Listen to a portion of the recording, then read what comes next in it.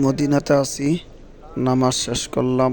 নামাজের পরে বের হচ্ছি। কত লক্ষ মানুষ, ভাষায় বলে বোঝানো যাবে না আপনাদেরকে। এইখানে নামাজ পড়ার শান্তি অন্যরকম। তো দুরূদ শরীফ পড়তেছি, তো ভিতরটা দেখানোর চেষ্টা করতেছি। চতুর্দিকে মানুষ আর মানুষ, আল্লাহু আকবার। তো সবাই দোয়া পড়তেছে, সবাই যার যার মতো বের হওয়ার চেষ্টা করতেছে।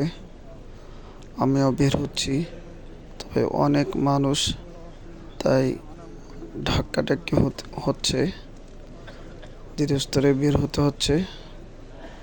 আর কিছুক্ষণ পরে বের হয়ে যাব। তো চতুর্দিকে অনেক মানুষ, এই যে গেট, এই গেট দিয়ে আমরা বের হব। কত লক্ষ মানুষ, এখানে না আসলে বুঝতে পারতাম না।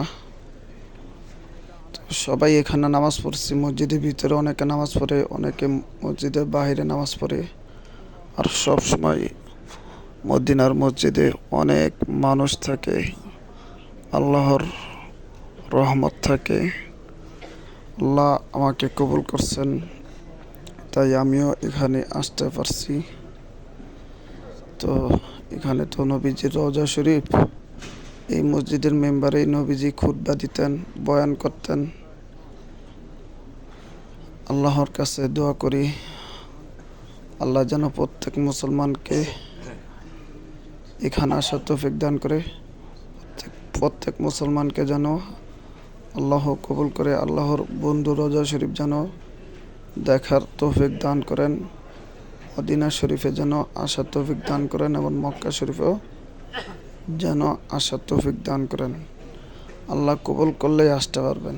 তো খুবই গেটের কাছাকাছি চলে আসছি, কিন্তু মানুষের ভিড় কমছে না।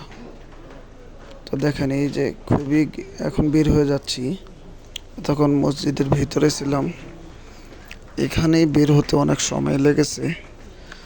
কত শত, কত লাখ মানুষ প্রতিনিয়ত, প্রত্যেক নামাজের সময় এরকম মানুষ হয়, 24 ঘন্টায় মানুষ থাকে। তো এই যে বাহিরের দৃশ্যটা আপনারা দেখেন, আল্লাহু আকবার। ভিতরে যেরকম সুন্দর, বাহিরেও সুন্দর, অনেক সুন্দর এই মসজিদ। আল্লাহ যেন সবাইকে আসার তৌফিক দান করে।